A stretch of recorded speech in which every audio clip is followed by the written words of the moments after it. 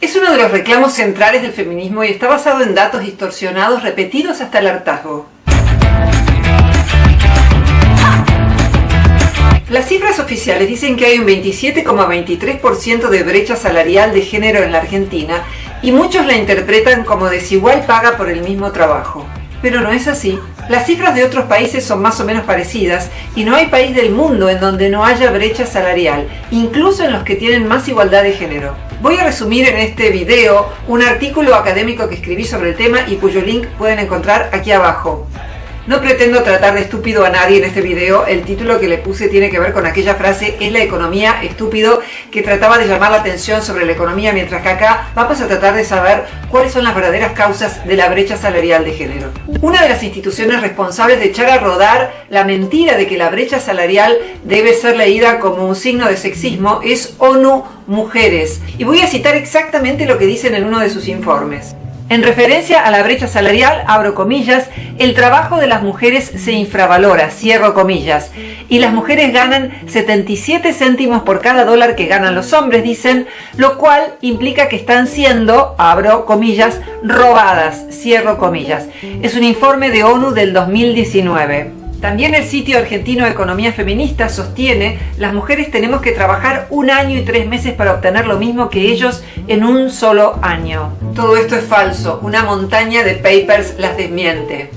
¿Cómo llegan a interpretar que este 27% de brecha salarial de género es producto del sexismo? Lo que hacen es sumar los ingresos de todas las mujeres y dividirlo por cantidad de mujeres y hacer lo mismo con los hombres y después comparar el ingreso promedio de las mujeres y el de los hombres. Pero se olvidan de algo fundamental, que es lo que se llama controlar variables. Tener en cuenta la cantidad de horas que trabajan las mujeres en promedio, tener en cuenta el tipo de trabajo que desarrollan las mujeres en promedio en relación al tipo de trabajo que desarrollan los hombres, la edad de las mujeres y de los hombres cuando ganan lo que ganan y un montón de variables más que vamos a tratar de analizar en este video.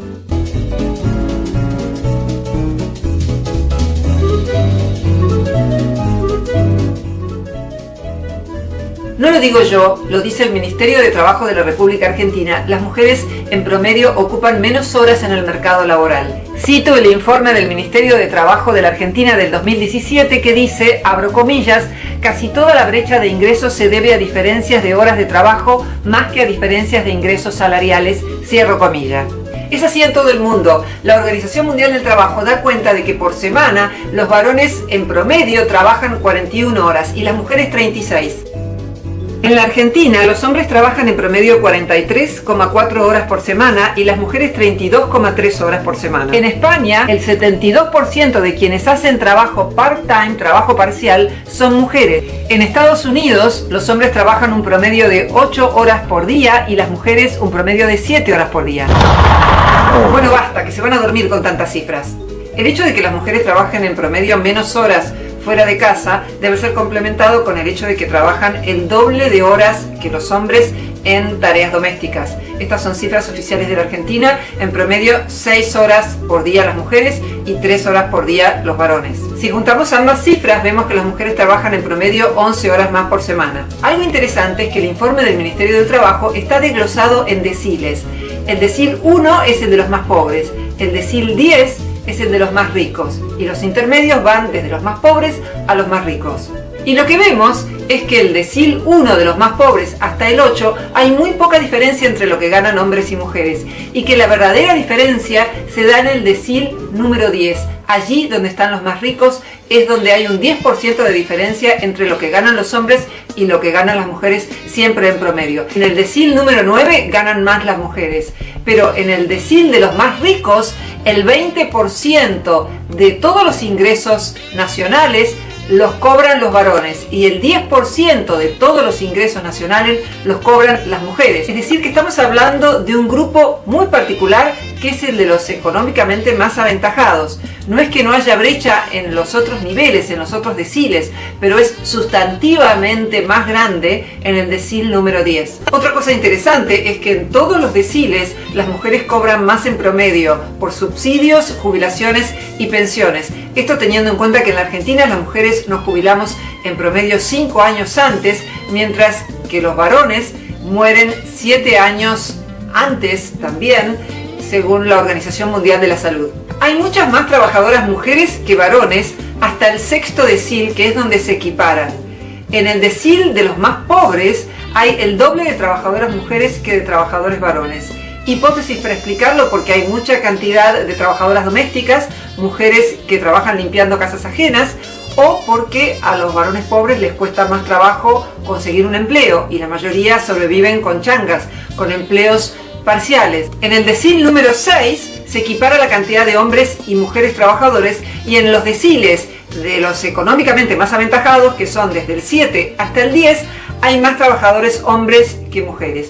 ¿Por qué? Una hipótesis para explicarlo es que cuando mejora la situación económica, ya las mujeres que se convierten en madres tienen más posibilidad de salir del mercado laboral, al menos en los años en que sus hijos son más pequeños. ¿Por qué las mujeres ocupan en el mercado laboral menos horas que los hombres?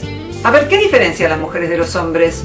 Usan rouge, ven telenovelas, usan zapatos de taco, son madres, embarazan, dan de mamar y, como ocurre entre todos los mamíferos, se ocupan mucho más de la cría que el macho. Hay un estudio muy grande que se hizo en 366 áreas metropolitanas de Estados Unidos y allí se vio que las solteras en promedio ganan 8% más que las casadas con hijos. ¿Qué pasa cuando las mujeres se convierten en madres? Cambian sus horarios, cambian sus prioridades y tienen menos posibilidad de elegir horarios que por ahí los hombres sí pueden cubrir. Algunos de los estudios disponibles muestran que cuando las mujeres se convierten en madre, en promedio bajan un 6% sus ingresos, y cuando se convierten en madres de un segundo hijo, en promedio bajan un 13% sus ingresos.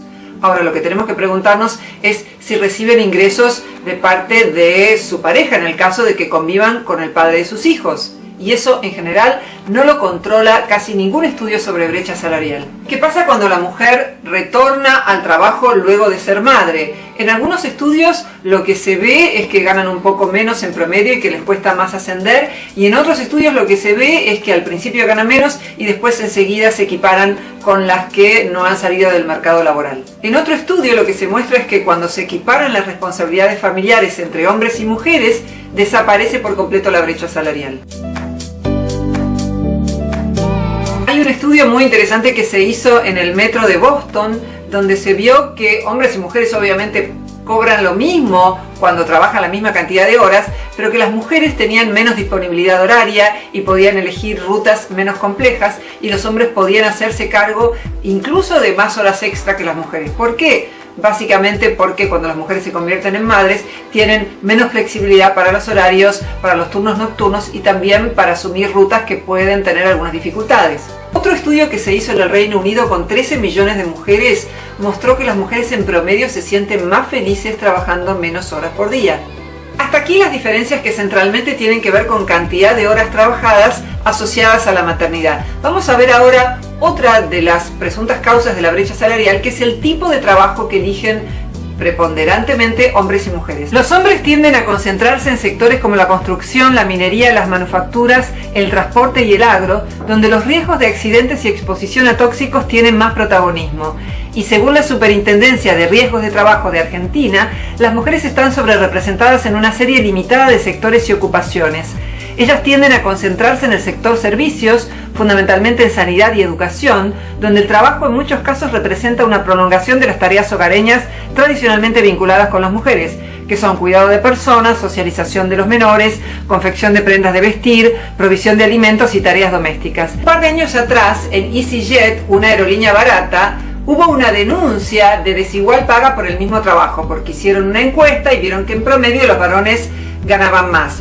¿Qué pasaba? Que hay más varones pilotos de avión y más mujeres azafatas, y gana mucho más un piloto de avión en promedio que las azafatas. Bueno, la aerolínea, para blanquear su imagen, tuvo que comprometerse a derribar estereotipos y a promover la posibilidad de que hubiera más mujeres que decidieran estudiar para piloto de avión.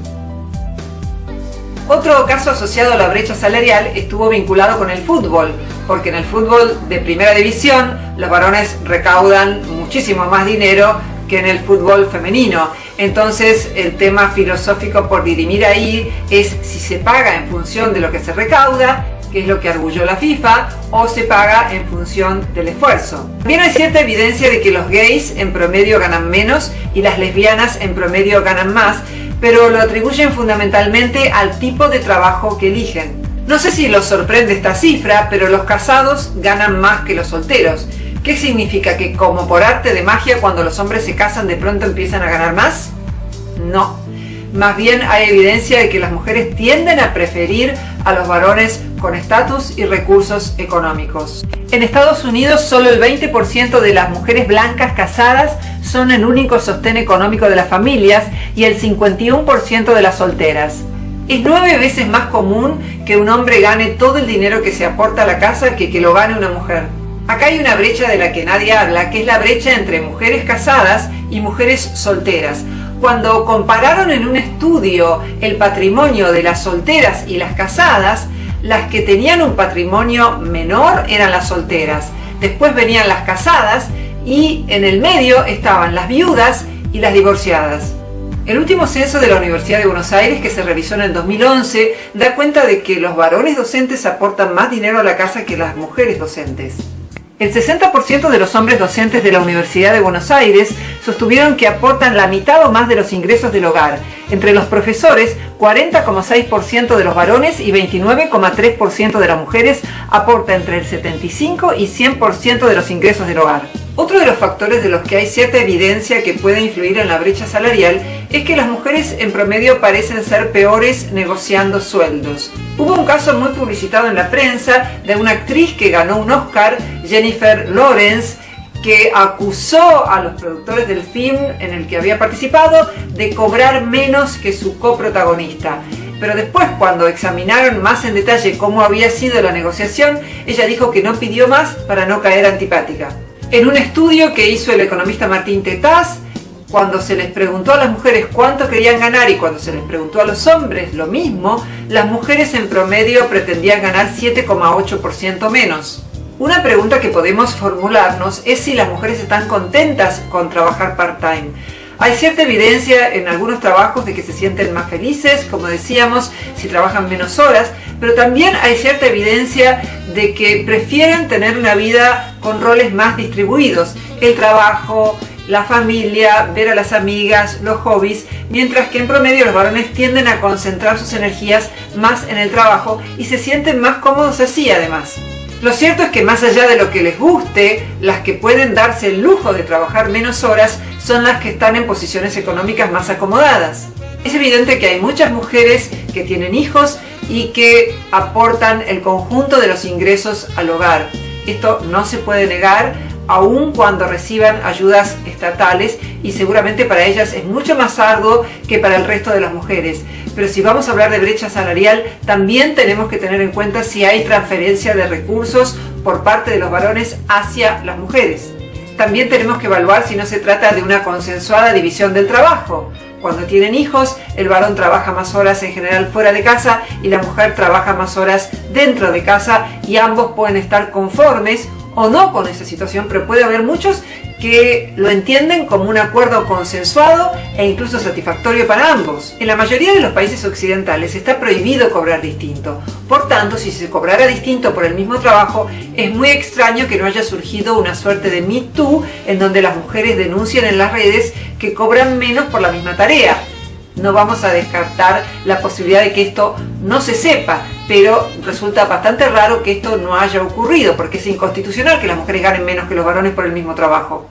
¿Qué medidas podrían ser tomadas para contribuir a que la mujer que quiere trabajar fuera de casa más horas y que no puede hacerlo porque tiene hijos, lo haga? Bueno, que haya más guarderías en los lugares de trabajo, que haya licencias por paternidad y por maternidad más prolongadas, que haya menos horas de trabajo para todos y trabajos más eficientes. De hecho, en Holanda, los ciudadanos pueden elegir acortar su jornada laboral y ganar menos proporcionalmente. Hay una serie de países que promulgaron leyes de transparencia para que se sepa lo que ganan los demás. Es el caso del Reino Unido, de Alemania y de Islandia. Y Noruega lo que hizo fue publicarlo online, o sea que uno puede ver cuánto ganan los demás. Y aún así hay brecha salarial, por lo cual no se puede decir que haya desigual paga por el mismo trabajo, al menos en esos países. Hace mucho que se divulgan informaciones falsas sobre la brecha salarial. En parte son responsables instituciones como ONU Mujeres y en parte la prensa que no corrobora los datos. En el futuro se recordará el día de la Revolución Francesa, el día que el ser humano llegó a la Luna y el día en que el feminismo hegemónico reconoció que la brecha salarial es resultado de las elecciones de las mujeres.